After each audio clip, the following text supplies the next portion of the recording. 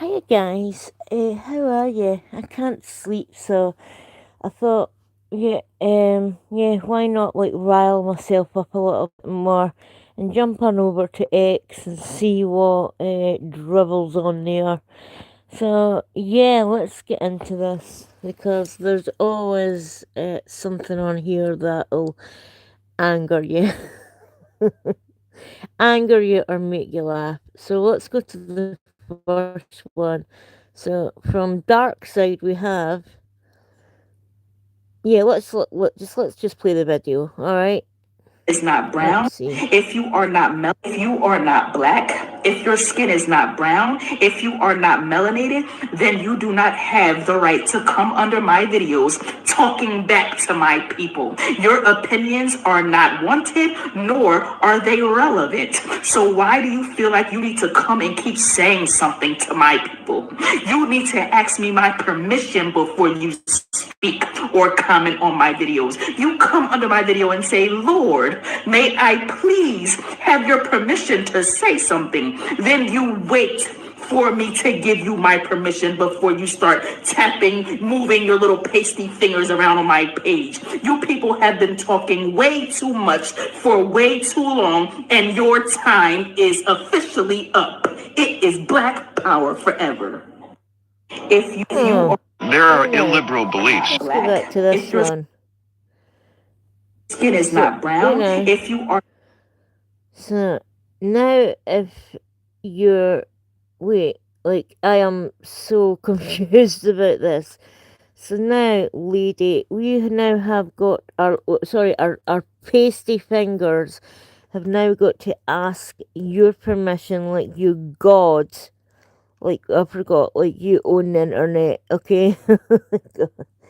We've got to now ask your permission if we dare to leave a comment underneath your videos. That is the what are we? Is have I missed something? Didn't segregation and stuff like that end a long time ago? Like how dare you? How dare you? Ask your permission if we can put our pasty fingers on your video. That's the epitome of racism, and they say that racism, like what is it? White people can't have racism committed against them. Well, here's a prime example of someone who is being racist towards white people. The anger in this woman's eyes. I don't listen. I don't know who hurt you in the past. I really don't. And if you've experienced some sort of like racism yourself, I'm deeply sorry about that. But you're not going to like make relations any better by acting like some kind of stuck up. Uh, Sorry, but black supremacist. That's how you're acting. Oh dear gosh, it's like honestly, see this society nowadays, this woke society, and their self entitlement and privilege. It's disgusting. Oh gosh, let's just keep scrolling. Okay, what's this one? The Muslim preacher in the UK is very angry because the Christmas season will begin soon. So, in the UK, uh, I'm sorry, like, I missed something. Like, isn't the UK is like isn't it a Christian nation? And it's not just like the Christian people that celebrate Christmas. Let's just hear what this person has to say. Here we go. They say that Isa is the son of Allah. Yeah. The worshippers of the cross, they say that Isa is the son of Allah. Jesus is the son of Allah. And after that, what do they say? That they are repeating the sayings of the disbelievers before them. Allah said, Allah. Allah said, may Allah fight them. May Allah kill them. That's what Allah said. How are they deluded? How are they deluded? That's what Allah said. And I know this is going to make some people cringe.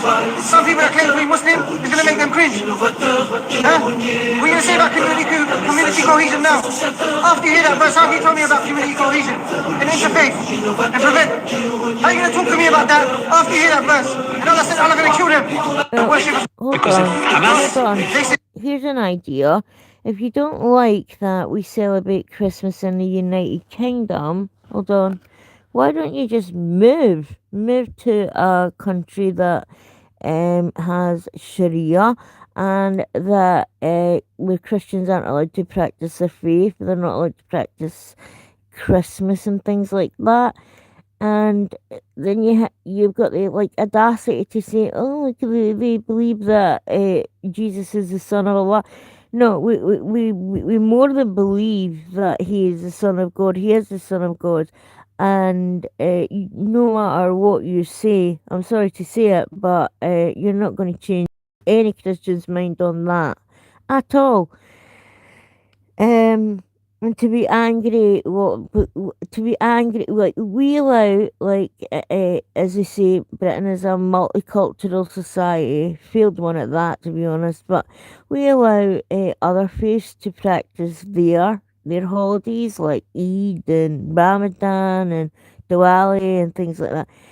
I mean, then and then you've got the audacity to say like, how dare we celebrate Christmas, the birth of Jesus, the birth of Jesus Christ, a guy you claim is one of your prophets. Now, I get like you get annoyed and stuff regarding Easter, where we believe Jesus was resurrected and he's still and he's alive. He's alive. But to be annoyed that at the birth of Jesus, who again you claim is one of your prophets. He's not one of your prophets. He's the Son of God. But yeah, this one is totally confusing to me. If you do not like that we support Christmas in the UK, if it angers you so much, there's plenty of planes that fly out of the UK. Jump on one. Why don't you get on Keir Starmer's one in, one out? You know, even though like even though no one seems to, it seems to be 20 million in and none out, but yeah, that's a good idea for you. And here's an even better fact: we even pay you to leave, so you get a free flight, a couple of £1,000, and off you talk to a country that won't make you angry that we celebrate Christmas. So don't let the door hit your ass on the way out. Ta ta.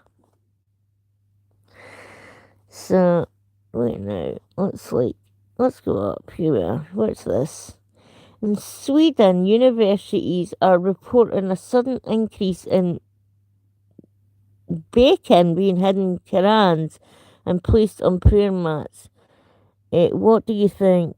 I don't see. To be honest, like although I don't have a strong love for Islam, I don't think this is right. If I'm being honest, like we wouldn't like it if someone was doing this to our holy books. We wouldn't. But you look at Sweden and you look at the crime that has went up regarding immigration from Middle Eastern and North African countries. So yeah, you can. I do get like Swedes are getting annoyed in that, but there's ways to do things that aren't like this isn't right. It's absolutely offensive. What are they saying like about this? It's noisy.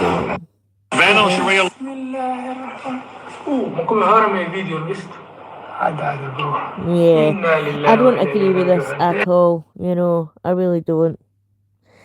So, entire Christian communities murdered by Islamists. Oh, I've got to be careful what I show here. Entire Christian communities murdered by Islamists in Sudan. I mean, Christians are the most persecuted religion in the world at the moment. Mothers with their children are hanged and executed. Candace Owens, yeah, we all know who she is. Not a word. International media silent. Tucker Carlson doesn't care. Of course they don't. No Jews, no news. If they can blame Israel, if they can't blame Israel, it doesn't. They don't care. And I'm going to really skip by that because that's like they've got Christians saying, like, let's pray for these people because they're being persecuted for their race. It's absolutely disgusting. So here we have the way to destroy America will be through Islam. Like, I'm not like selecting these. These are for some reason a lot of people are waking up to the dangers of this like political ideology. So these aren't like topics I've like looked up and have on my feed for no reason whatsoever, just because it's something that I'm not keen on. It's just so many people are just waking up to how dangerous this uh, ideology can be. So the way to destroy America will be through Islam. Charlie Kirk already warned us. The left is important in Islam so they can win. Let's see what he has to say.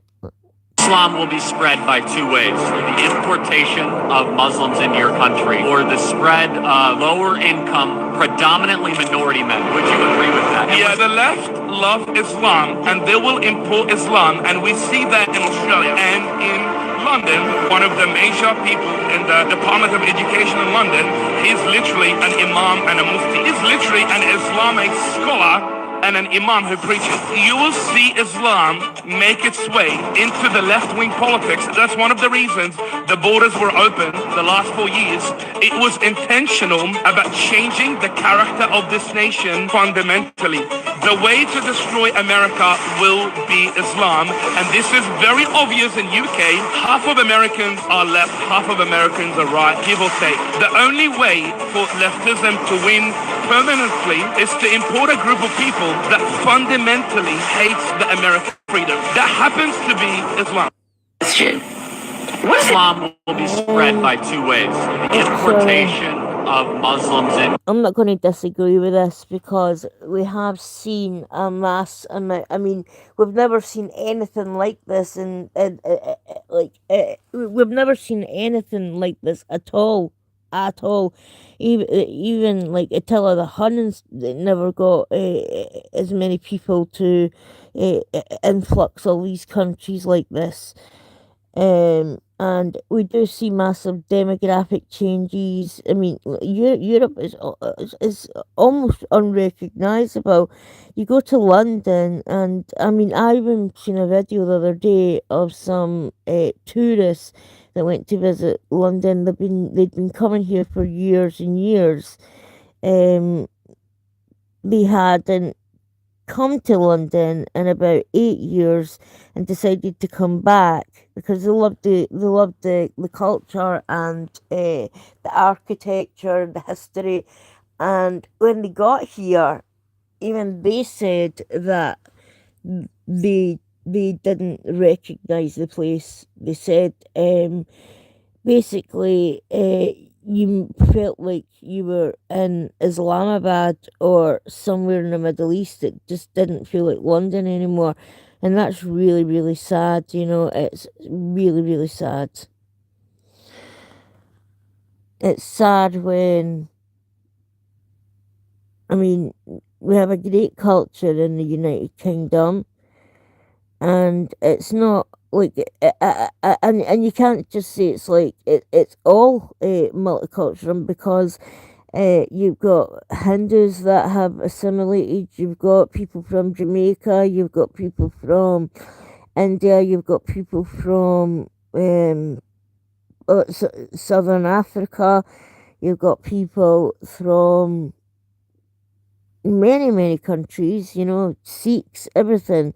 Even Chinese, they've all seemed to have assimilated, but for some reason, like there's one group of people that just do not want to assimilate, and they even tell you this themselves that they don't want to assimilate because to them we are creatures, we're beneath them, and why would they assimilate with people that are beneath them? And that is really, really scary because I've heard many of them saying that they will be the majority in a few decades. And if that does come to be the case, then they said that then we will become what's known as their dummy, which is second class citizens. Hold on, I have to put this charger in.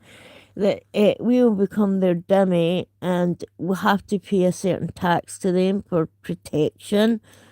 Like, protection from who? Like, they'll be the ones we need protection from. So we're paying these people to protect us from them, from themselves. You know, it's a scary time, and and it's so sad that, like, you've got people all over the world that don't call London London anymore. They call it London Stan. You know, and it's also a shame that our capital city. I mean, what other country would go for this when your capital city is owned by a foreign country? Our capital city, 3/4 of it is owned by Qatar. Qatar. Can you imagine New York, for example, being owned by the French or owned by, I'm trying to think, China? It wouldn't happen. It wouldn't happen. So I think it's absolutely disgraceful that our capital city's been sold out to Qatar, and it shows by the demographic change. Absolutely. I mean, I used to sit and wonder, like, why is there so many Middle Easterners and North Africans, etc., from these? I mean, and North Africans never, like, you've got to remember that. I mean, Islam is an Arabian religion. The books wrote in Arabic.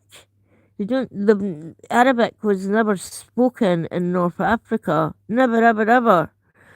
And so it was spread through conquest. It was spread through the sword, and it was forced upon North Africans.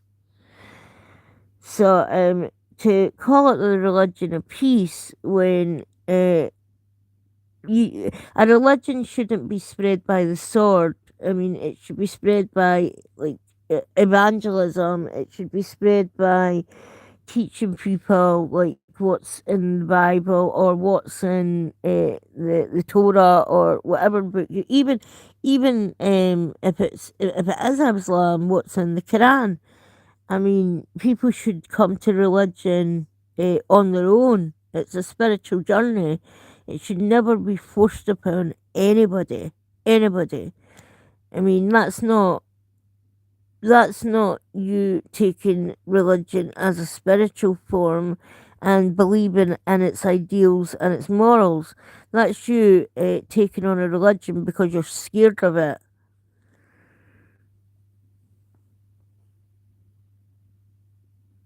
What's this guy? A man identifying as a liberal.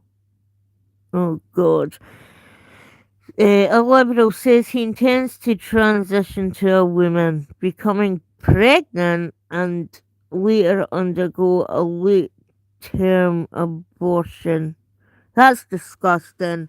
Absolutely disgusting. We're for one, mate. Let's just hear what he's got to say. In solidarity, I'm gonna transition, get a uterus implanted, get pregnant, abort it late term, and post the entire thing to Facebook so everyone sees, and then transition back. You're a scumbag. You're an absolute scumbag. For one, you cannot get pregnant. You do not have the bits. You do not have all the bits. A uterus transplant. I mean, where are they going to implant, like, the uterus to? You don't have fallopian tubes. You don't have any of that. And you don't even have a birth canal or anything. Oh, but then I forget, you're going to get it terminated. So, like, what kind of sick person decide, oh, I'm going to transition to a woman, get a uterus transplant, and then I'm going to abort it, and I'm going to document it all and put it on Facebook, and then I'm going to transition back, which means one, you're obviously not transgender. You're doing this to be an asshole, and two, what kind of person, what kind of person gets pregnant just for the sheer hell of it, just to get a termination, just to end the life? You're going to hell, mate. That's where you're going. Say hi to Hitler from me, because I'm sure you'll be nice cellmates together. So, Sharia in action.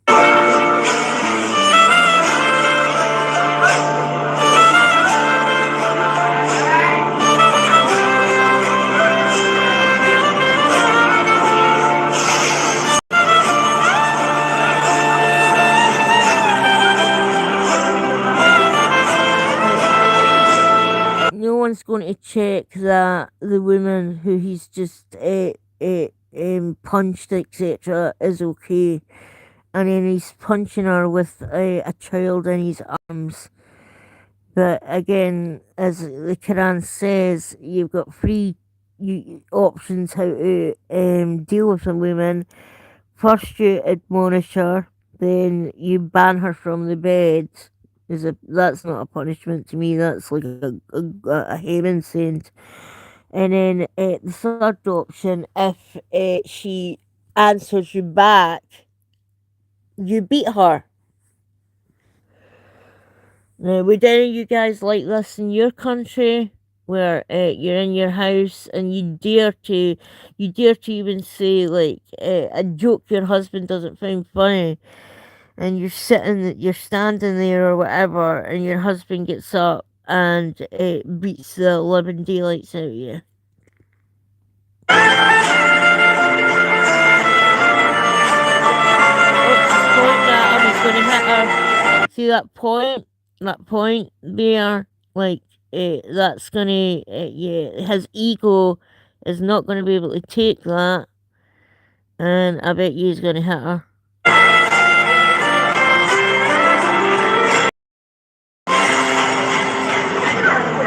Bloody hell.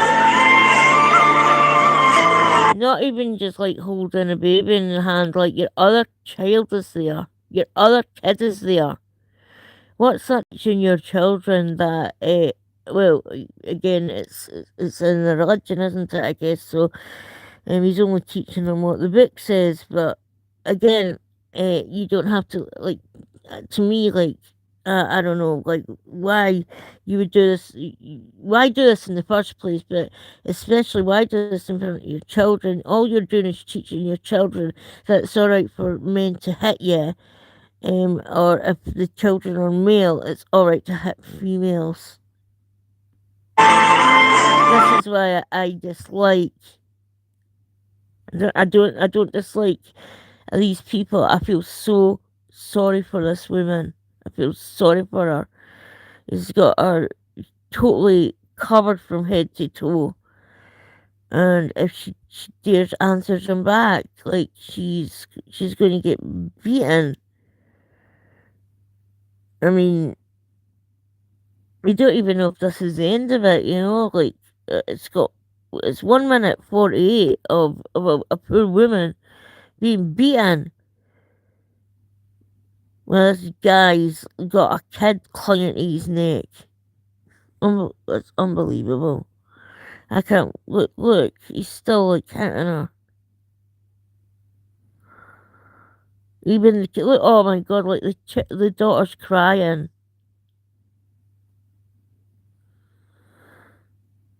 She's crying because she knows, like, when she probably gets married, this is her life too. Whoa!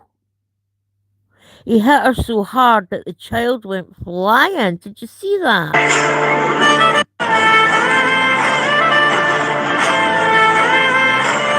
Watch that little kid.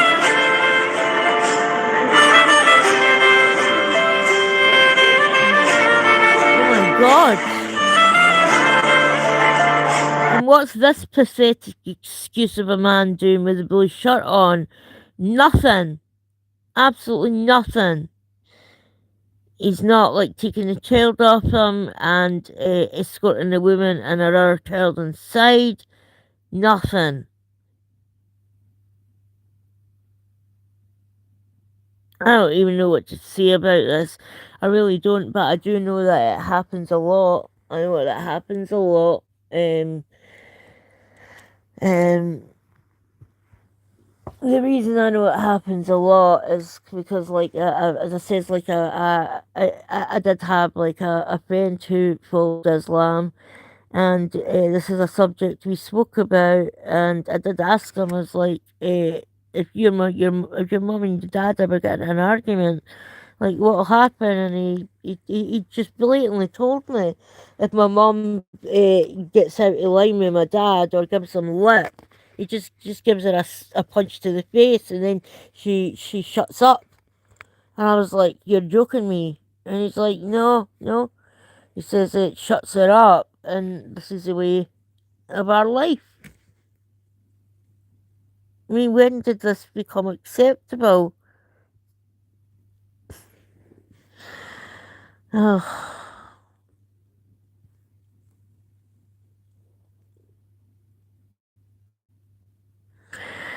So here we are. Islamists chant death to America. Oh, what a shock, their favourite chant in the world. If it's not death to America, sorry, I just have to get a drink. My mouth's so dry, so get some orange juice.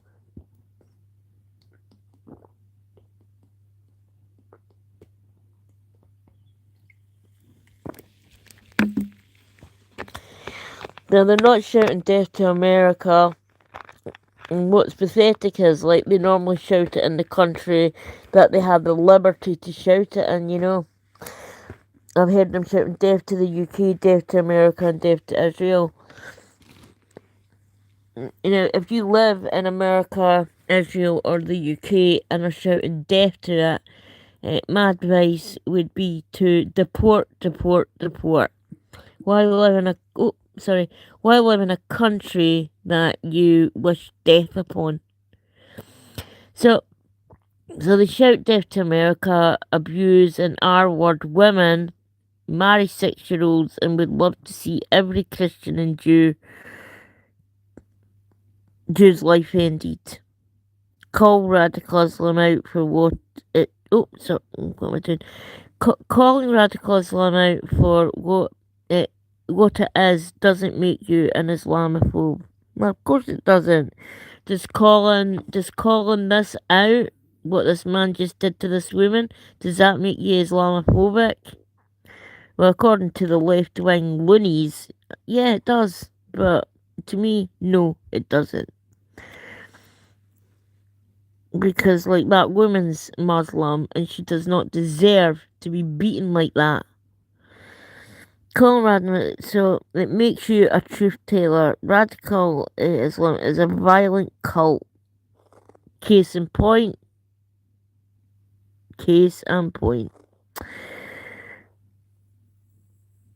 That the Yellowhammer State bans President. I come to Florida today to talk about two bills I recently introduced to shut down Sharia law in this country.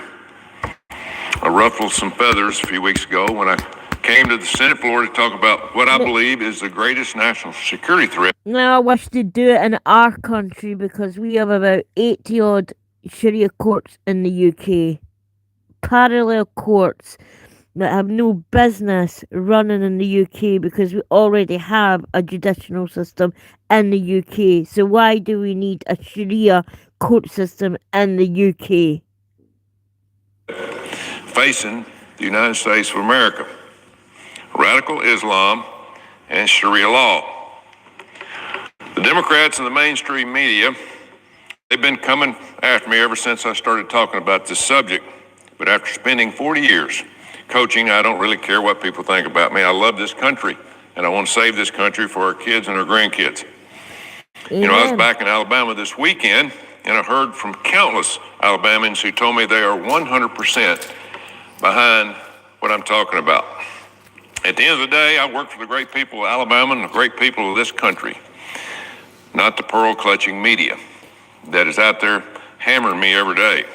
Speaking of Alabama, I'm proud that the Yellowhammer State banned Sharia law a long time ago. For too long, people have been afraid to call out radical Islam for what it is. Because if you dare to speak out, the left will come after you, your family, your reputation, and your job. They'll try to ruin your life just because they disagree with you. That's how they play the game. One of the radical left's go-to tactics is to accuse anyone who disagrees with them as being a racist, a bigot, or intolerant. They've tried. I don't know. See, like this is the thing I don't get. How can you be a racist for calling out the some of the horrible practices that go on within this ideology? Because Islam is not a race; it's an ideology. It's not just black people. It's not just brown people. There's white people. I mean, there's a famous white guy in the UK called Jihadi John, who's a ginger-haired guy, pasty white guy, who went and fought for ISIS. In fact, many white people went and fought for ISIS. And he ended up being one of their lead torturers. So he would torture people for information, even if they had none, just for the sake of torturing them. He would burn people alive in cages. He'd behead people. He would mutilate people's bodies. He was a disgusting human being. So it's not a race. It's not a race. It's an ideology. That would be like calling Christians a race. It's ridiculous. That with me, calling me an Islamophobe for calling out the evils of Islam. But there's only one problem with that strategy.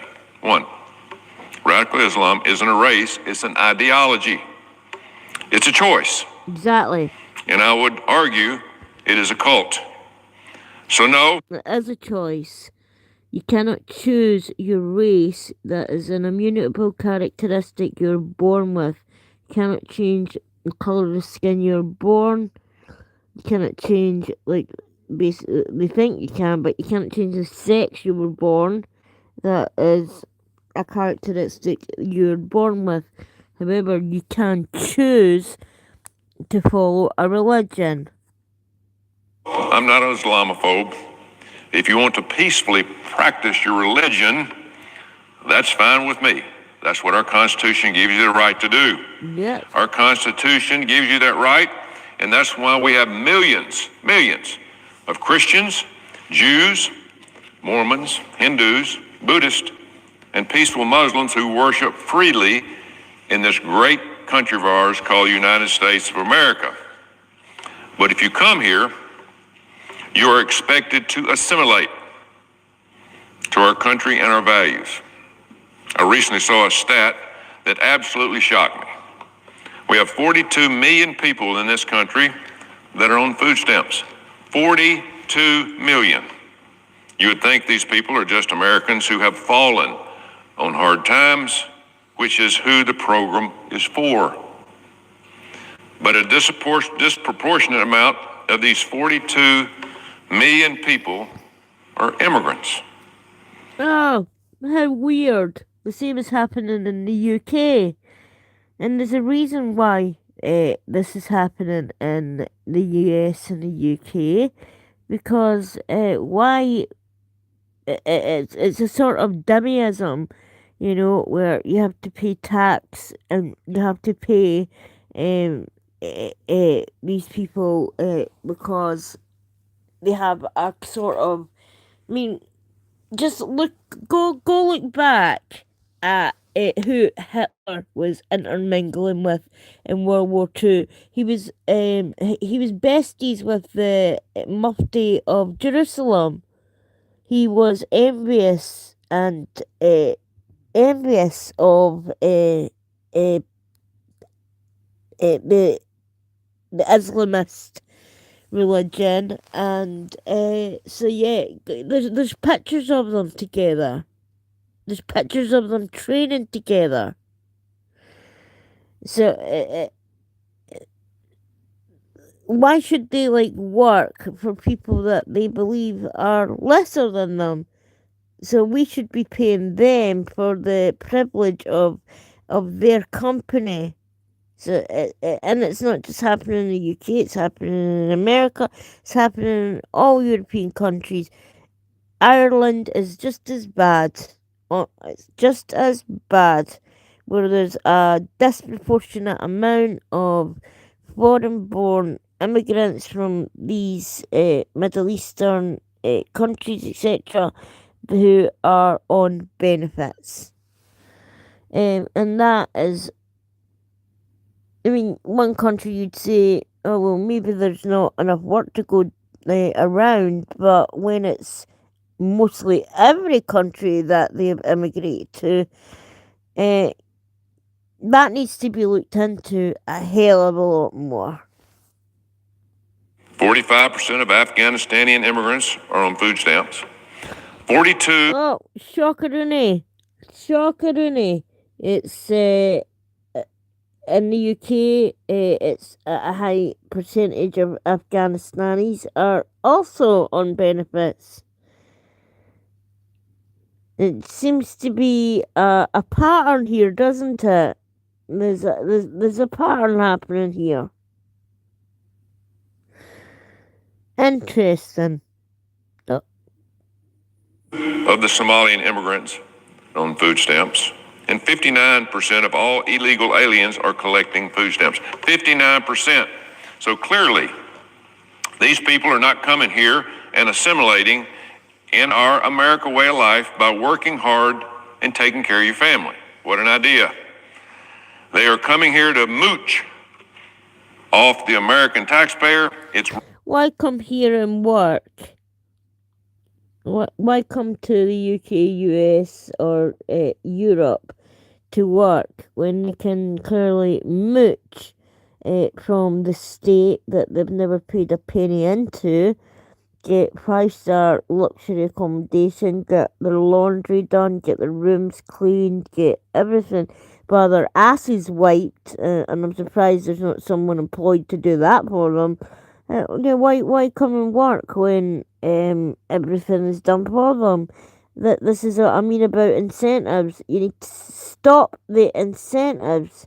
I seen an elderly gentleman on here, I believe it was, and what he said, he was in his late, in fact, sorry, he was in his 90s, and this is what his idea was. Is like during World War Two, when we had POWs, Nazi POWs, he says we treated them well, we fed them, they were treated with humanity, like even though the Nazis were evil, they still obviously deserve to be treated with humanity, even though they never treated others with humanity.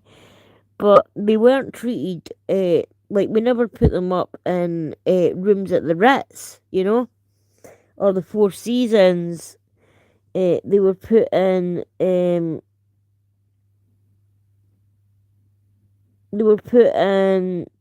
old barracks or shelters that had been erected for them, given a cot, 3 meals a day, and that was it. That was it. That's what we need to be doing with these people. Take the incentives away. No more Starbucks coffee cards, no more yoga lessons, no more football matches, no more, one hotel alone had run up nearly £500,000 in Uber taxis. Because these people don't want to walk anywhere. I mean, like, they don't want to like use their delicate legs to walk. How can we expect these people to walk? No, no, no, no, no. They have to have Ubers everywhere. They get their pillows fluffed at night. They get their 3 course. They get their 3 meals a day. Their choices of a couple of starters. The menu consists of a choices of a couple of main meals and desserts, and then all through the day they have snacks. There's fruit and crisps and cereal bars, and you know, and there's outings for these people. They even bring in like dance instructors to like so they can learn how to cha-cha and stuff like that, you know? I mean, that sounds to me more like a bloody like a luxury holiday resort. And you want these people to work when they're getting all this for free? Are you having a laugh? No, absolutely not. And then if when they are I suppose eventually, because 99% of the time they're given citizenship, they're moved into these houses where the nanny and the cotton wool treatment continues. But what happens when that's taken away? Like, what are these people going to do? Like, because they've been treated like toddlers for so long, they have absolutely no life skills about how to maneuver around the United Kingdom. So they end up getting in trouble with the police and stuff. So yeah, like this old gentleman said, you need to take all that away from them. And then maybe, just maybe, they'll be phoning their mates over in Cali saying, don't come to the UK. We're given nothing but a cot. We're to earn our living. Maybe we're made to like work in fields or something, work in farmers' fields. And we get free. And it's not a choice in the menu. It's 3 meals a day. Whether you like it or not, tough. And they'll phone their friends up and be like, yeah, I wouldn't come here if I was you. Like, it basically sucks. But we have no disincentives for these people not to come because they're treated better. They're treated much better than veterans. They're treated better than OAPs. And the government wonders why the UK public resent these people. Because believe you me, they are resented. Because the British public, who have paid taxes all their lives, we don't get any of this. When's the last time you ever got anything free from the government? Yeah, that's right, never. Wrong, and we need to call it out. But beyond the taxpayer concerns, this religion is also fundamentally incompatible with our Western values. So wake up, America. The Quran instructs Islamists to fight Jews and Christians, along with anyone else who doesn't believe in Allah. Simply put, radical Islam teaches that it is righteous to kill Christians. It's righteous. There's no peaceful coexistence with this type of people. None. Just look at the Middle East and North Africa, where Christians and Jews are being slaughtered by the thousand. Where's our media? Where are they at? Silent. More than 7,000 Christians have been slaughtered by radical Muslims in Nigeria so far this year. 7,000. That's 35 people that have been killed every which is a disgrace because where's like what's that? Hope not love or love not hope. Where's all like the NGOs and the lovey dovey's that or stand up to racism? Where are these people when these Nigerians are being massacred? Massacred.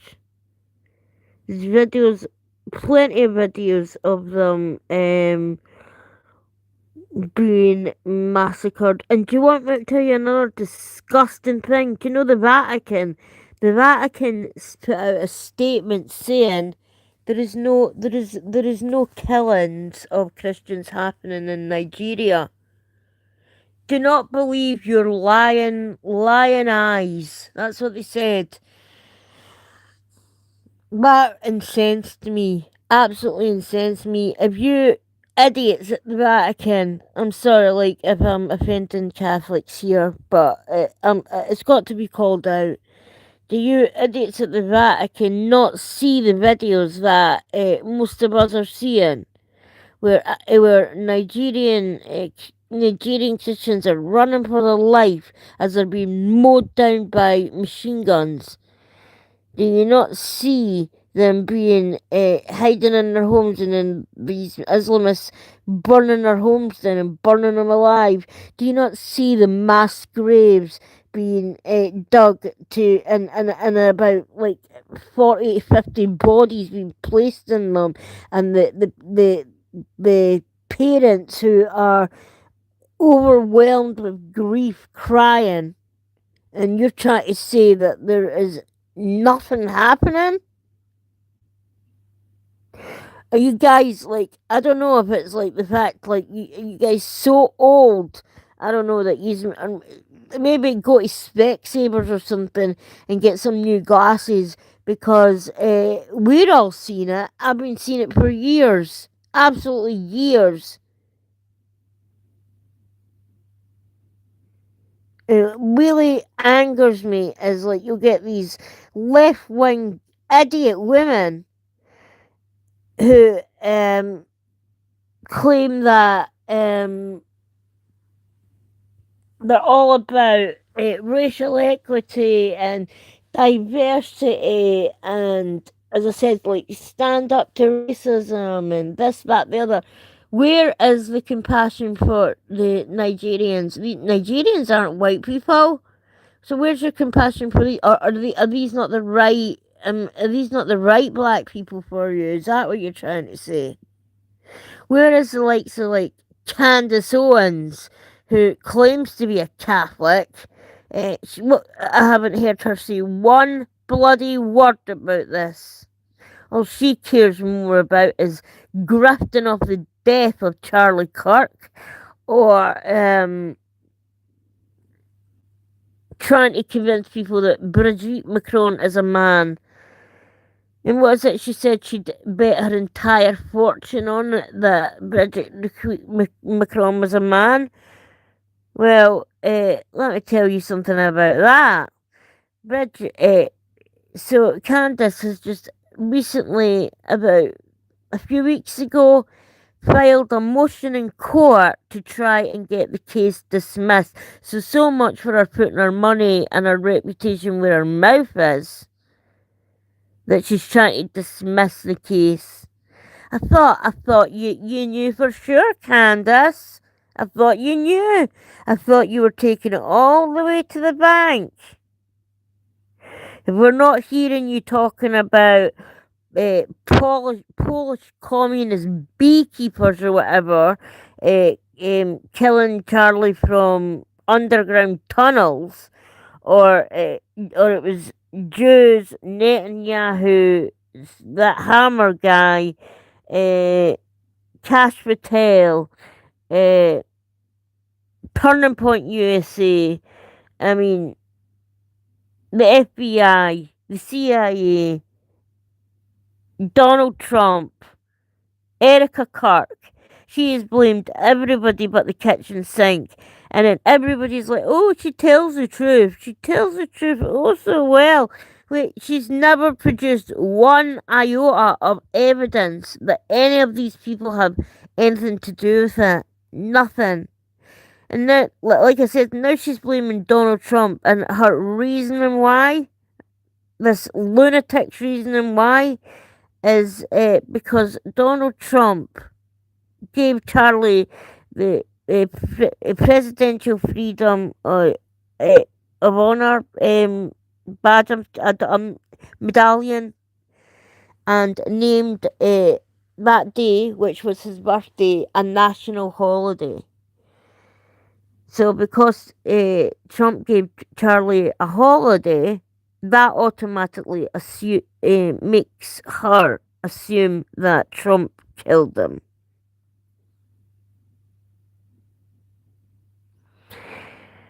I mean, I don't know if the woman's. We have to pray for Candace Owens, because, like, that woman has lost the bloody plot. She has lost it. I've got a feeling that, that I genuinely do. I think she was in love with that man. I do. And she's dealing with this grief, trying to blame. She's throwing spaghetti at the wall, hoping one strand of it will stick. And none of it stuck. None of it. I mean, I think I've counted about 15 people that she's tried to blame. The only person that she's not blamed is the guy who's actually charged for murdering Charlie Kirk. She said he's innocent.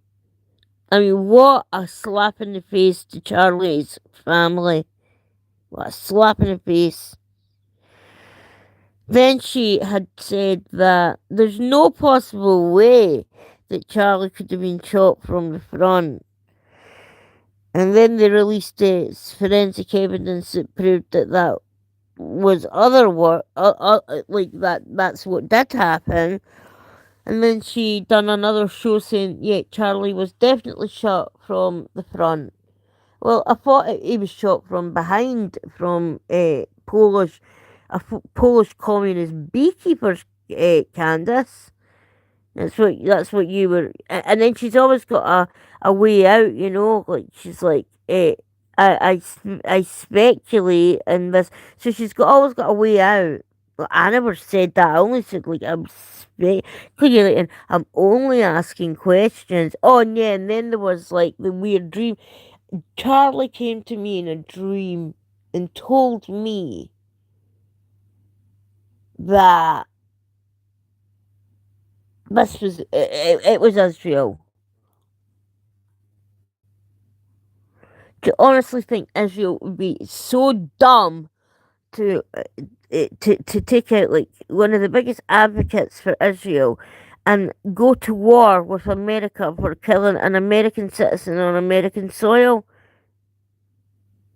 This woman is dangerous, and never knew shtick is, because if Trump knew, it must have meant that Erica Kirk, Charlie's widow, she must have known. It was a coup to take over Turning Point USA. The woman's lost her marbles, absolutely lost her marbles, and there's been many, like, speculations out there as to, like, why she's went this way, and it all goes back to her husband George Farmer, who is a member of he's Candace used to be a member of the same church that Charlie was, but when she married George Farmer, George is a Catholic, but he's not just any Catholic. He so he doesn't believe in the Catholic Church since after, the Pope that was in power when Hitler was around. The Hitler Pope, they called him. And so that makes perfect sense. You just have to read about it. I think a YouTuber called, was it Brandon Tatum? He's a great guy. He's a police officer. He's an African American police officer who's done a lot of deep digging into uh, her husband. And the weirdest thing about this as well, do you know, like, uh, and that this is weird even for like, even for, I know you can get like love at first sight kind of things, but do you know, like, she met her husband at an event, and there was nothing romantic or anything in it. She was a speaker at a turning point event in UK. She met him, said hello, and then left. Then 16 days later, they hadn't even been on a date. There was nothing romantic, nothing in it. 16 days later, he proposes to her and she says yes. Then they get married very soon afterwards. I mean, you would think, like, how do you know you're even compatible with each other? You haven't even shared a kiss. Oh, I don't know. That woman's just lost the plot for me, but Day this year. Where's the mainstream media? How come they're not talking about that? Radical Islam demands complete obedience, complete 100%, and will kill you if you dare to speak out against their beliefs and ideologies. This isn't anything new. Muslims have been fighting to wipe out Christians and Jews for centuries. But now the problem isn't just confined to faraway Middle East. It's happening right here in our backyard in 50 states. We're already seeing cities in Michigan, Minnesota being taken over by Sharia law. In Dearborn, Michigan, a Christian pastor recently protested a street was named after a radical Islamist terrorist. The pastor just complained about it. In response, the Muslim mayor of Dearborn told the pastor that he is no longer welcome in the town and will celebrate the day that he leaves. Think about that. A Christian pastor is being silenced here in America for objecting to a taxpayer-funded road being named after a terrorist. We're losing it. Or take what has been happening in Minneapolis, Minnesota, which has been and seen a massive influx of Somalians moving into their neighborhood. I recently saw a story that absolutely shocked me. More than 75 Somalians have been arrested in a massive scheme where they stole $300 million from a American taxpayer-funded child nutrition program. $300 million. So these Somalian criminals came to Minneapolis. They took advantage of our free schools and our free health care, and then they stole $300 million from American taxpayers right under our noses. Where is the media? Where's the outrage? And where did this money go? Where do you think it went? You guessed it. It went back to Somalia. It's disgusting, and these people should be deported, if not jail for life. In case you're still unclear about the dangers we're facing, here are a few reasons why Sharia law does not work in a Western society like the United States. In America, we value free speech. The U.S. Constitution gives us that right. The First Amendment is what makes this country, America, great. You're allowed to express your opinions publicly without fear of the government arresting you or killing you. But under Sharia law, any criticism that goes against what Muhammad or the Quran says can be punishable by death. Further, under the U.S. Constitution and the First Amendment, equal rights for people of all faiths are protected. Western culture treats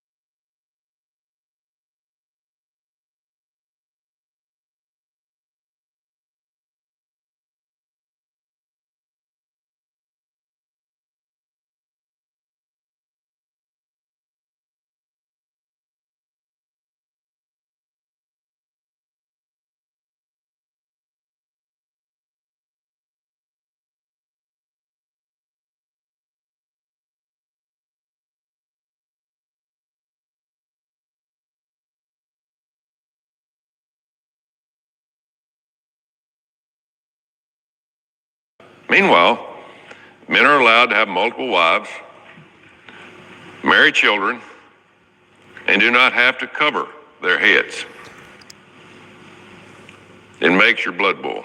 Not to mention the horrible way. Let's not forget this here. This is Sharia law.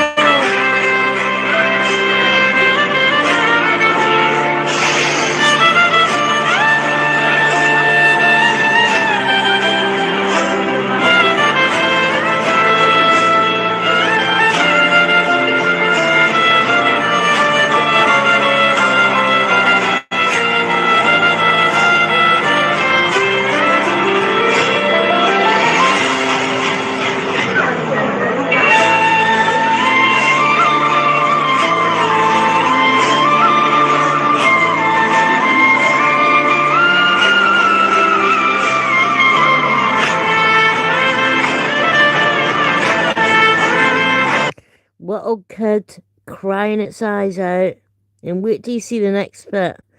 He launches at her while holding this child, not giving a crap about this child's safety.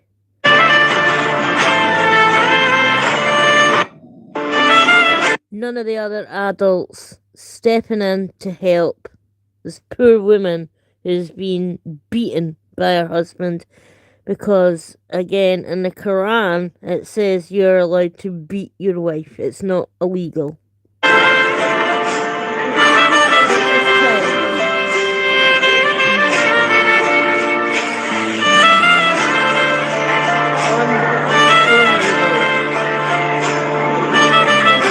That child could have been hurt the way that it was swung back like that. You've got the other little child crying. No one is doing anything. That is not a man in the blue top. You might be trying to hold this pathetic excuse of a man. I wouldn't even call you a man. I would call you a wimp back. But no, what you do is you take the child off that man and you deck him and knock him the F out. You never ever ever hit a woman, you piece of crap. But again, you know, that's Sharia for you. So what else have we got here?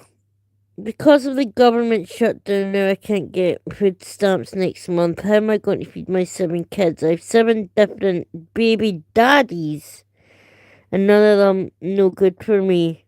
Now, I don't know, lady. Maybe you shouldn't have had as many kids.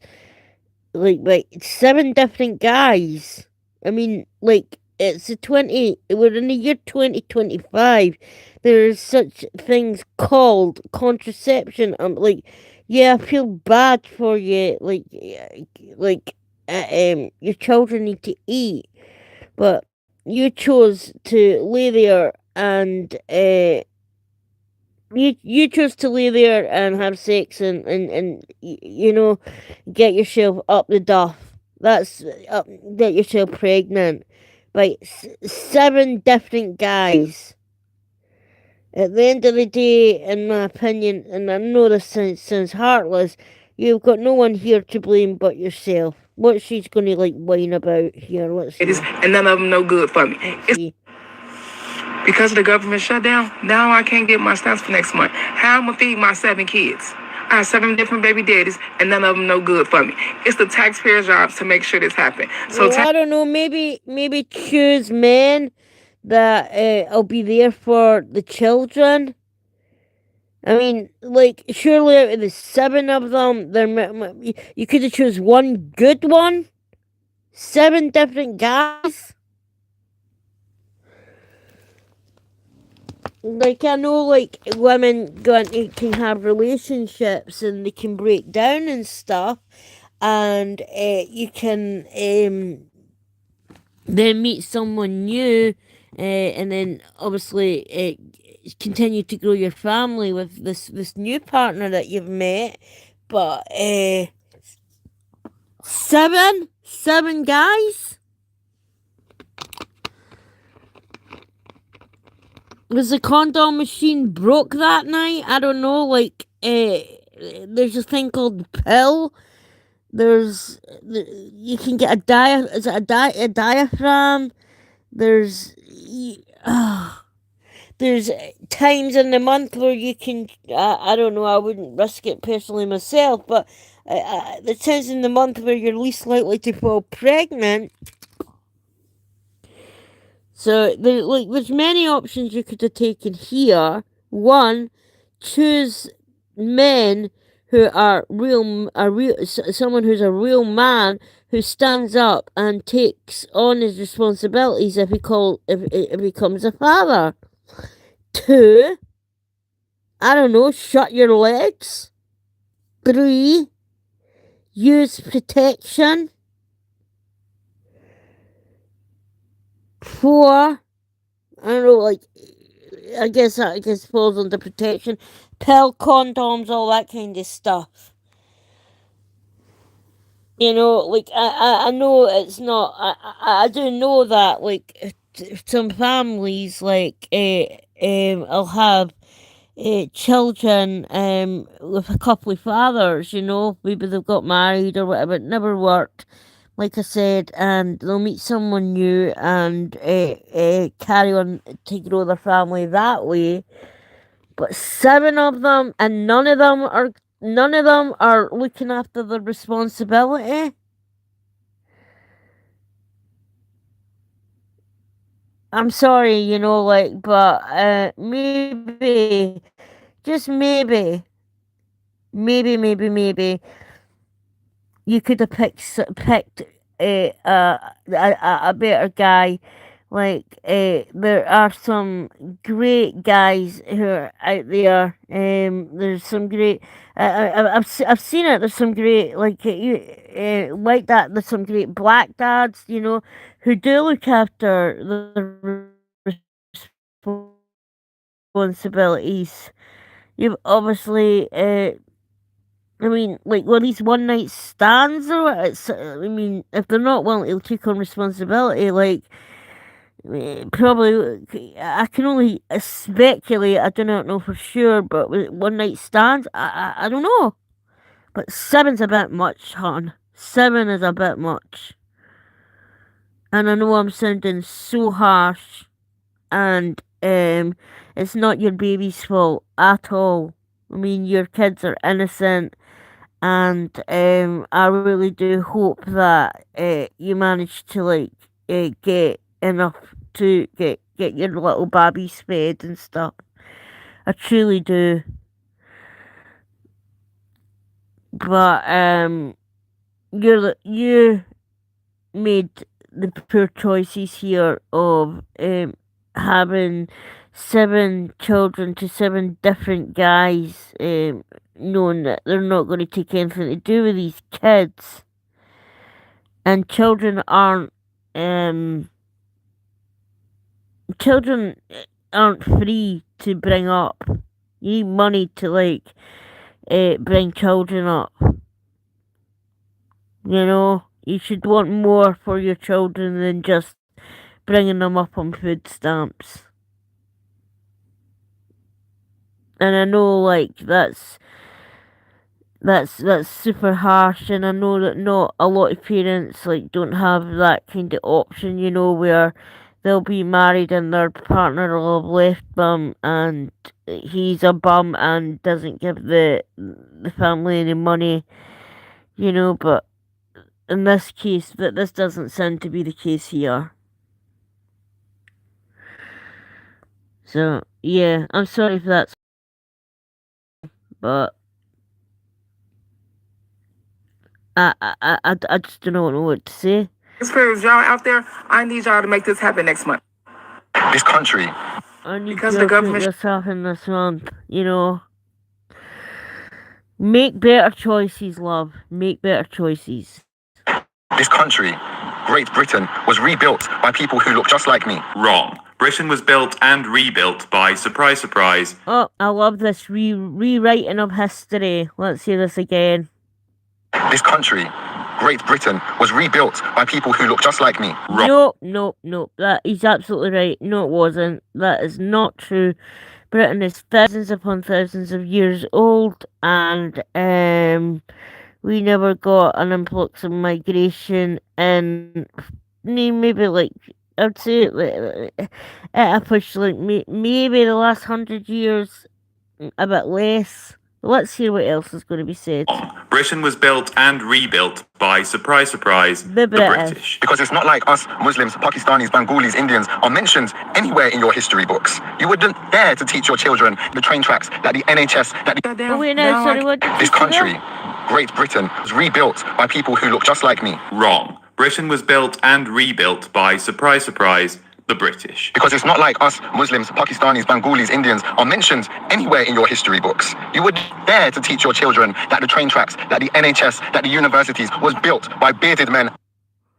The NHS was created by a British just after World War II,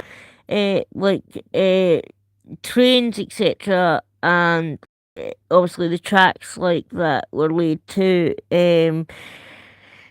allow said trains to move. Were built, the steam engine, etc., was built by a Scottish person, someone with the same accent as me.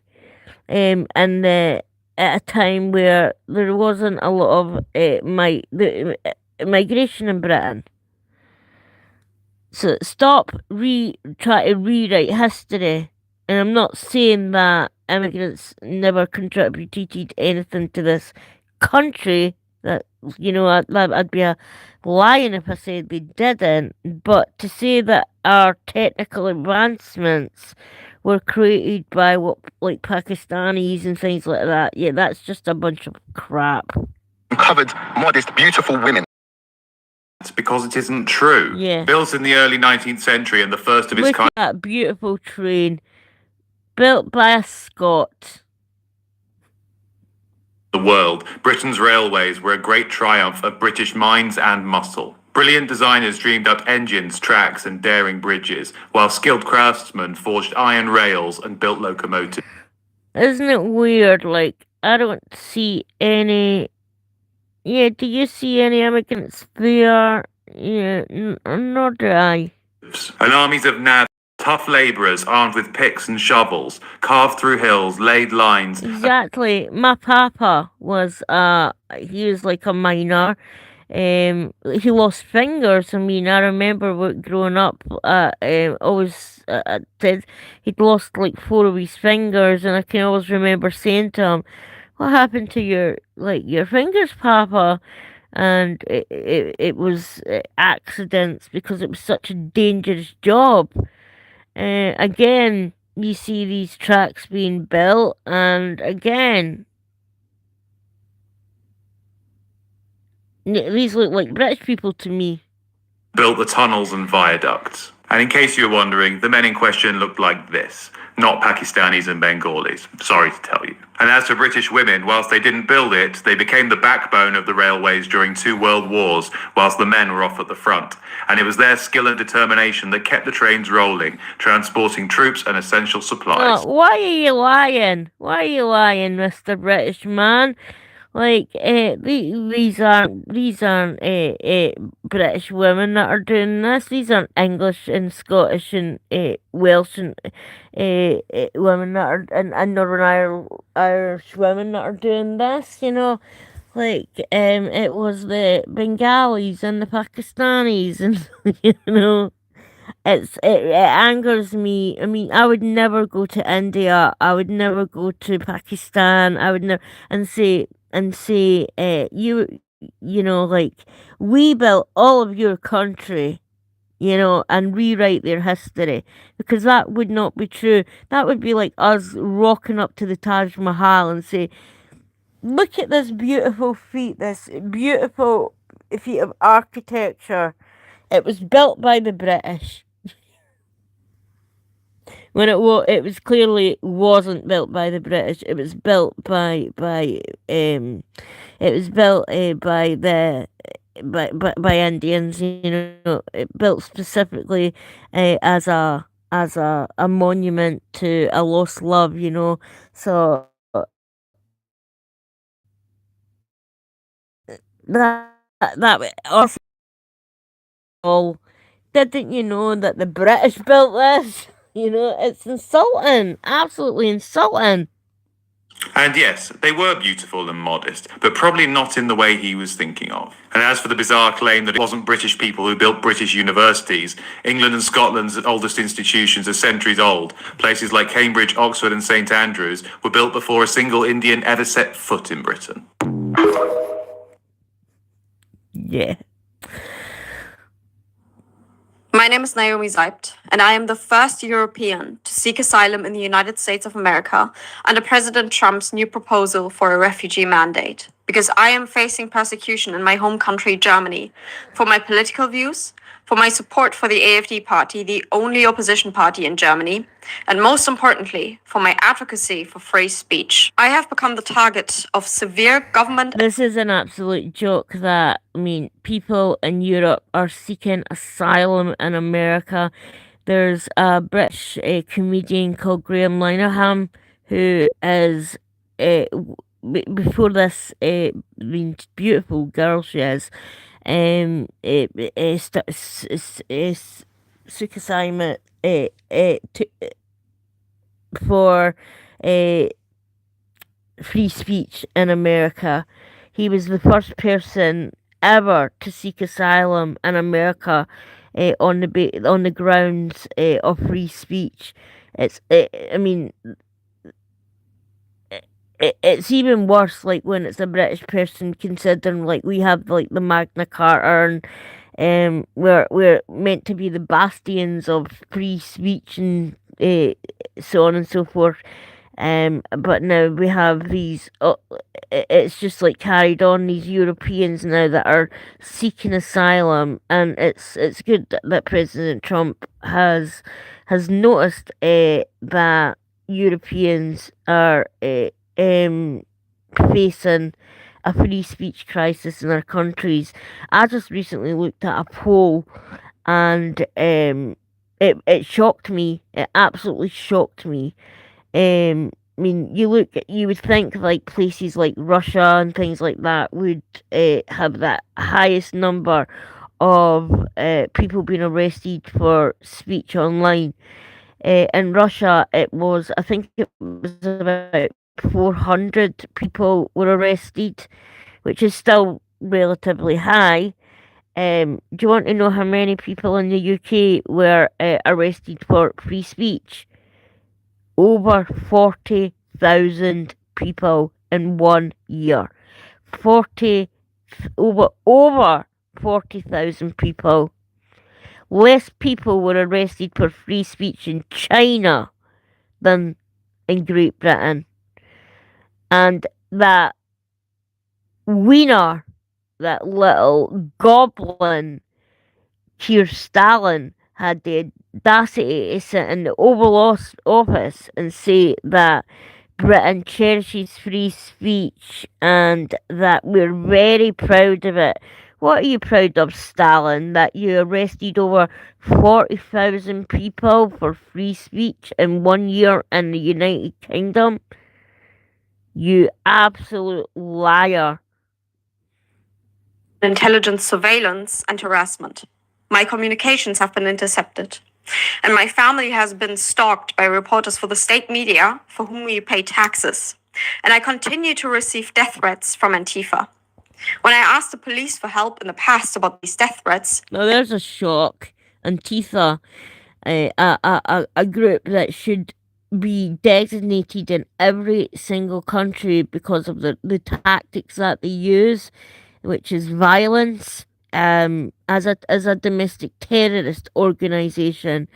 America's designated them this, so I don't understand why Stalin and other European countries haven't also done the same. You get people like members with Antifa and what's the other one with Palestinian Action, who now have been designated a domestic terrorist group, who broke in, and how the hell they managed this, I don't know. They must have someone in the inside to be able to have done this. they broke into an RAF barrack. Now, barracks are meant to be, and I know this for sure because, like, I've done parole and duty, guard duty, in army camps. They're meant to be highly secure facilities, and you're meant to be patrolling these areas. So how these lunatics managed to get inside where some of our top aircraft are kept, and they sprayed orange paint into the engines of these multi-million pound aircraft. I mean, if they had just got a hose and emptied it actually inside the engine, and you couldn't see the orange paint, if someone had tried to use that aircraft, anybody that had been on board of that aircraft would be dead. So yeah, all of these domestic terrorist groups, they should be designated as such and placed in prison.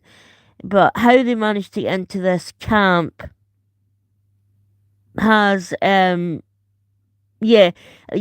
just don't know. I don't understand it. I really don't understand it because as I says, these are highly secure facilities, so which means that they've either found a point of vulnerability, which is terrifying when you consider that there's 40,000 people on the terror watch list in the United Kingdom. I mean, what happened if a bunch of like Islamists or whatever had managed to get in here and place bombs or whatever on these aircraft? So they've either found a point of vulnerability or they have someone on the inside that's allowed them in. Either way, it warrants investigation. But since this has happened, I've not heard of any investigation as to how these reprobates got in and how they managed to. I mean, they were on bikes carrying huge containers of paint. So how the hell did they manage this? And these camps are cameraed up. There's cameras everywhere. So how no one noticed these people on their bikes with their big heavy drums full of paint.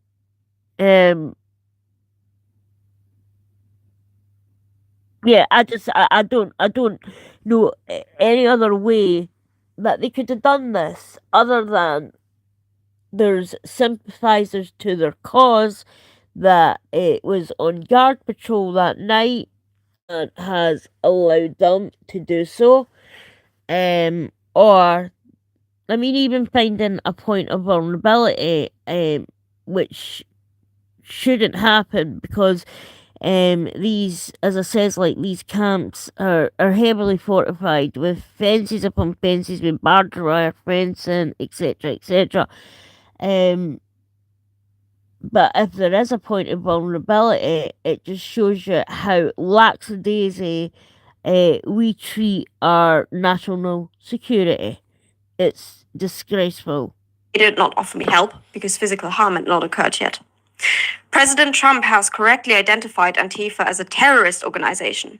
But meanwhile, the German government silently condoned these attacks on their own citizens, as if they are soldiers for their agenda. This year, I helped arrange the viral ex-life... Well, of course they are. I mean, the Antifa are the militant group of the left, and the mainstream media are the propaganda group. It's not hard to disseminate this. Conversation between Elon Musk and AfD leader Alice Weidel, which I'm sure many of you have seen as a... Look at these people. You see, the useful idiots, the leftists who are idealistically believing in the beauty of Soviet socialist or communist or whatever system, When they get disillusioned, they become the worst enemies. That's why my KGB instructors specifically made a point: never bother with leftists. Forget about these political prostitutes. Aim higher. Serve purpose only at the stage of destabilization of a nation. For example, your leftists in United States, all these professors and all these beautiful civil rights defenders, they are instrumental in the process of the subversion only to destabilize a nation. When their job is completed, they are not needed anymore. They know too much. Some of them, when they get disillusioned, when they see that Marxist-Leninists, obviously they get offended. They think that they will come to power. That will never happen, of course. They will be lined up against the wall and shot. But they may turn into the most bitter... Exactly, leftists. Why don't you look back in history and learn what happened in Iran when the Islamists and leftist communists teamed up to oust the Shah? What happened to the leftists there? Do you think power? No. Absolutely not. What happened to them was they were executed. Executed, just like what this man is saying here. And if these dum-dums can't crack open a history book and learn this, they don't realise that they're aligning themselves with the devil, you know, because they'll be the first to be taken out, because they, as this guy says, they know too much. So people that know too much and aren't, you not, you might be aligned up by trying to see the downfall of the West, or the empire as you call it. I notice a lot of them just, rather than call it America or Great Britain or that, they always seem to say the empire. But but because, like, you know the plans, you know the tactics, etc., you're now a liability to the to the new leaders of the empire. And do you think you're going to last long? No way. Look to history. It will repeat itself. It's always done that. In any country that these kind of people have teamed up together, and because these soy latte avocado toast drinking, eating crybabies, you know, that lose their mind if you use the wrong pronouns. Do you honestly believe that these people have any chance of standing up to the more stronger group of their allegiance? No. Enemies of Marxist-Leninists when they come to power. And that's what happened in Nicaragua. You remember most of these former Marxist-Leninists were either put to prison or one of them split and now he's working against Sandinistas. It's the same pattern everywhere. The moment they serve their purpose, all the useful idiots are either be executed entirely, all the idealistically minded Marxists, or exiled or put in prisons, like in Cuba. Many former Marxists are in Cuba. In prison. Never bother with leftists, the political prostitutes, the useful idiots. It's about as plain and simple as it could possibly be put. Political prostitutes. The left is a carrot on a stick party of their masters dangle this new problem in front of them, and they chase after it and defend it like rabid dogs. They're defending their own destruction. They are coming to defense for their own demise. They're clamoring for importing the third world so it can destroy them from the inside out. They don't even realize it. Supporting abortion, which is exterminating the next generation of people in the name of women's rights and freedom and convenience, because that's what your masters, your handlers labeled it as. You're so easily manipulatable. Letting liberals have power is literal cultural suicide. I agree with him there.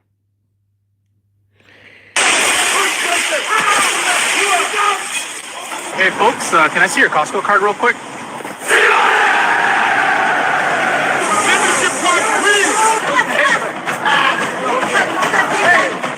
I don't know what that's about. Iranian here with another pro tip for anyone who's not from the Middle East.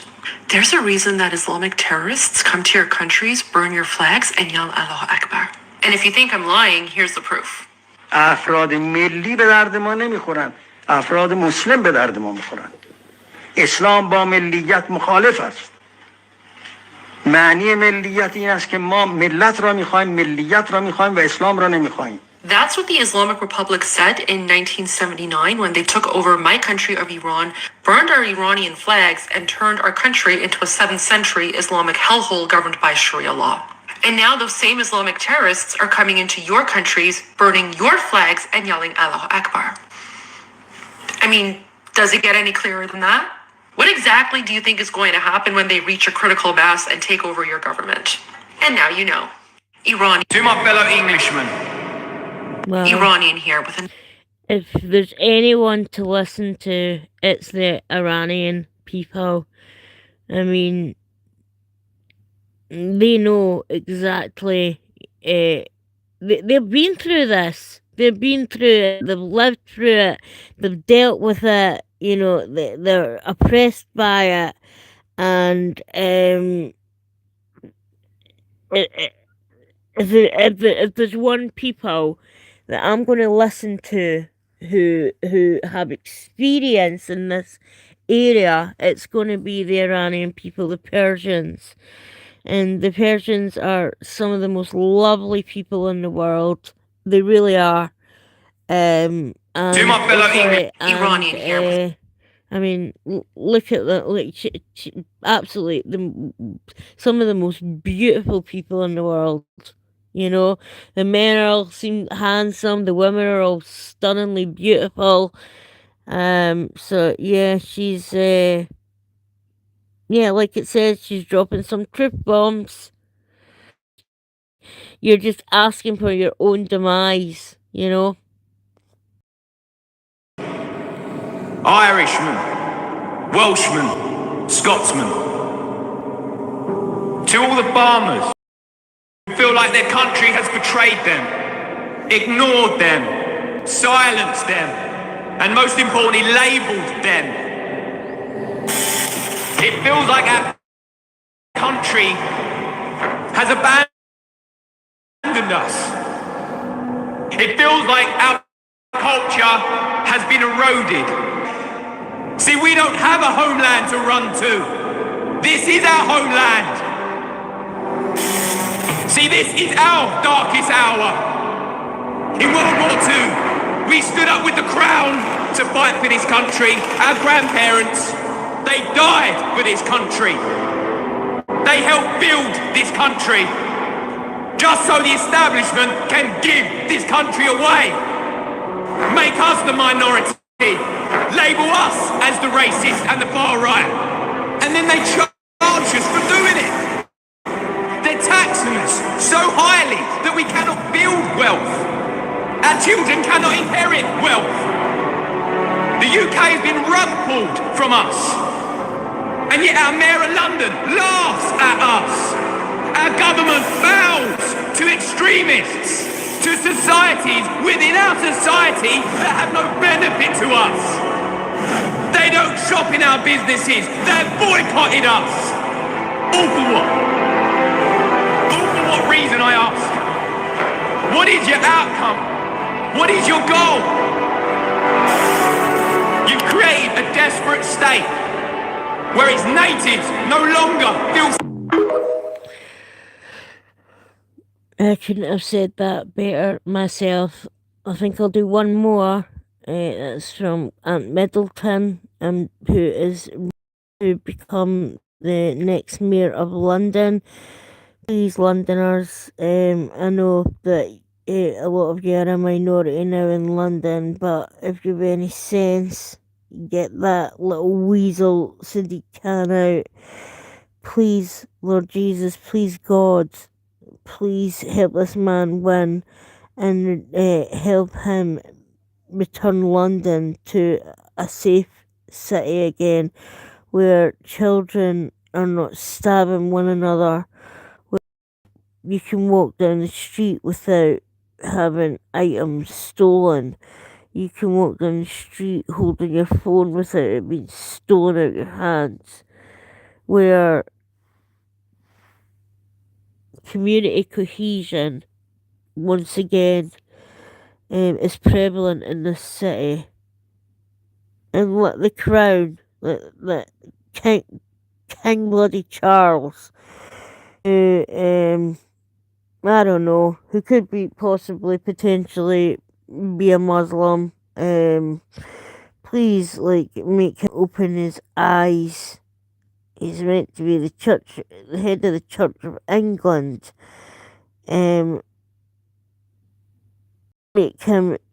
Make him stand up for his people again, you know. We don't mind them standing up for all the country. We don't, because there is some great British citizens that are not necessarily Christian, but he is the head of the Christian Church of England, and we deserve a voice as well. We deserve to be able to say things without being arrested and being frightened. Just like London, great again. Amen. So we'll do one more, and then I'll do a part 2, 3, and 4, because there is an unbelievable amount of these posts on X that are just abhorrent. Do you know what happens after your funeral? In a few short hours, the crying. So the Pope says you can't vote for Trump because he has a strict immigration policy. You know who else has a strict immigration policy? Heaven. If 20 million illegal aliens can help our economy, why didn't they help their own economy? So it costs $450 billion to care for the migrants who invaded our country, and yet they told us $10 billion for a wall was too expensive. Got it. If requiring an ID to vote is racist, is boarding an airplane and driving a car and buying alcohol also racist? This economy is so bad. $33 for toilet paper? We can't even afford to shit. So the left banned prayer in public schools because it's offensive, but they won't let us drag queen story hour because free speech? I wonder what's worse. So in America, if you they banned Christian prayer in schools because it's offensive, and we know who it's offensive to. But if that's the case, if you want to ban Christian prayer, you ban all prayer. It shouldn't be one rule for me and another for thee. To get into college, you can go to jail, but if you cheat to get into America, you can go to college for free. Los Angeles is run exclusively by Democrats, and they're the ones that say they're going to clean up the environment. If America really is the most racist, unbearable place on earth, why does everyone want to move here? The difference between the government and robbers is that robbers don't pretend they're helping you. Just so you know, calling someone privileged because they're white is judging someone by the color of their skin. So a man who doesn't want to take care of his kid is a deadbeat dad, but a woman who doesn't want to is pro-choice? Got it. So a mother can abort her baby if she doesn't want the responsibility, but a father will go to prison if he doesn't want the responsibility. Interesting. We live in a time where intelligent people are being silenced so that stupid people won't be offended.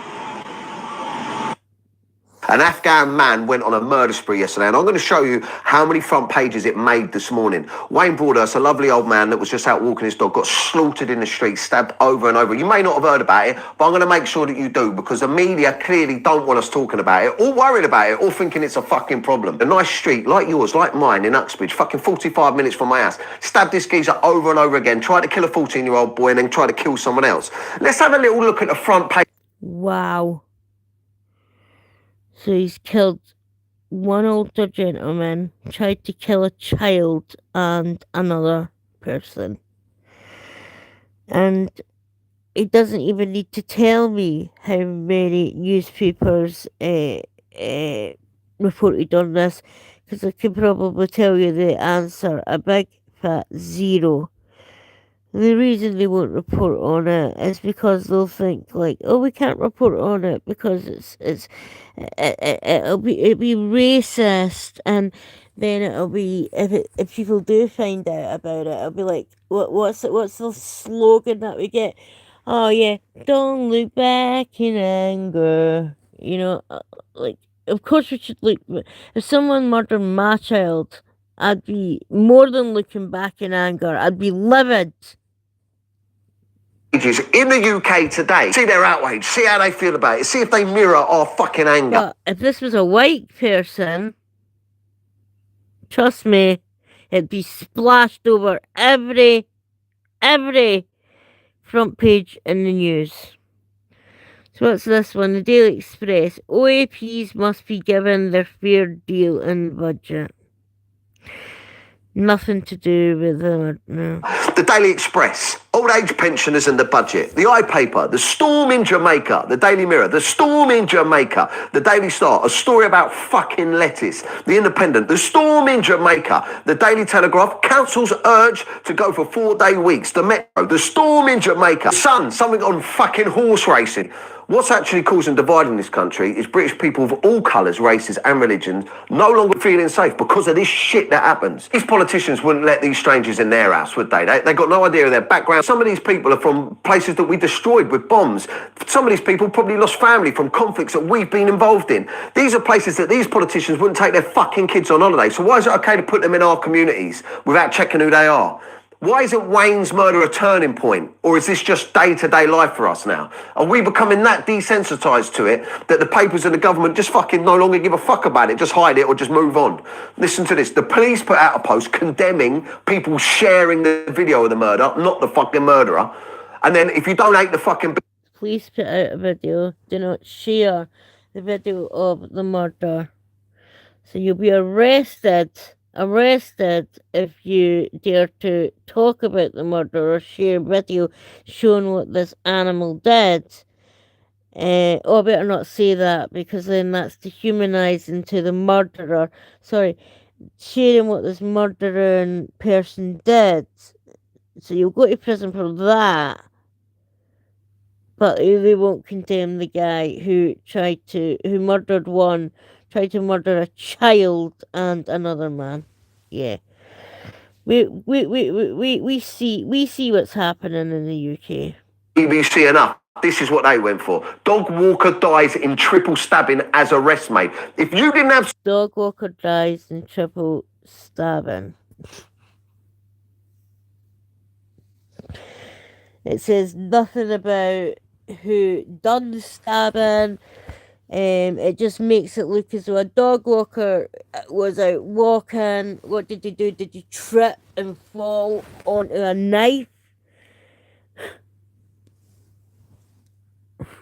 Social media or me telling you about this now and you saw that, you think there was some fucking turf war going on with dog walkers. Yeah. Next up, Gary Neville will do a video about how it's people like me getting annoyed with the slaughtering that's causing divide apart from the people doing the fucking slaughtering. You'll still have Jeremy Corbyn and Zach Polinsky, the fucking tit whisperer, and all the other left-wing nutjobs calling for open borders and trying to convince us that it's millionaires dog walkers need to worry about on the fucking street. Then you'll see David Lammy laughing about it in Parliament in a minute. But don't worry, the government are doing everything they can to keep us safe. They cancelled the Remembrance Parade for health and safety reasons. Make it make sense. Next up, politicians copy and pasting a tweet saying their thoughts and prayers are with the victims of this brutal attack. Can't fucking wait. You can't.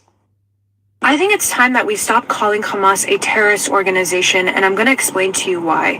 Many released hostages have come out saying that while in captivity, Hamas tried to force them to convert to Islam, either by bribing them with more food and better conditions, or by threatening them. And essentially, Hamas would try to erase their Jewish identities by forcing them to adopt an Arab Muslim name, or by even offering them an Arab Muslim wife. Now, as Jews, this story is not new to us. Those who've attempted or who have colonized us and our homeland throughout history, including the Romans, for example, didn't only just terrorize us, they attempted to colonize us and our homeland and erase our Jewish identities. So calling Hamas terrorists doesn't exactly quite capture who they really are, which are Islamist imperialists. They're part of a broader ideological movement that's rooted in Islamist expansionism and is attempting to impose the Islamist caliphate throughout this entire region and eventually the entire world. And we also saw this very clearly played out on October 7th when Hamas committed colonial tactics that colonizers have used for centuries, including gang raping, torturing, mutilation, beheading, burning alive, and the kidnapping of innocent civilians. These are tools that historically colonizers have always used, except Hamas's actions are playing under the guise of resistance in order to appeal to the Western left, in order to appeal to the Kafia Karens and the Berkeley Brads in the West. But you see, me as a Middle Easterner, we know that Hamas doesn't just terrorize, they colonize. So I'm going to leave it there, and I'll be back tomorrow, and we'll pick it up from there again. And let's see what the rest of the unbelievable. I mean, yeah, there's some really, really, really intelligent people on X that see right through the BS, but you get some proper idiots on X that need serious reality checks, that do not live in reality. I think they live on planet Cuckoo Land, but some of the videos are, I don't know, you just want to put some dental floss in your ears and pull it out of the other end and give your brain a good clean, because these people, honestly, no, you can't tell me your parents are proud of you, please, because some of you guys are half-wits. But anyway, I'll be back later. I love you all so much, and I will continue to watch these. Not all of them, as I said, there's like this beautiful Middle Eastern woman here, the women from Iran. There's some great people that are calling out this crap on X, but there's some right numpties. But I'll continue to watch these videos so you do not have to endure the brain rot that I just have. Alright, love you lots, and I'll see you later. Bye.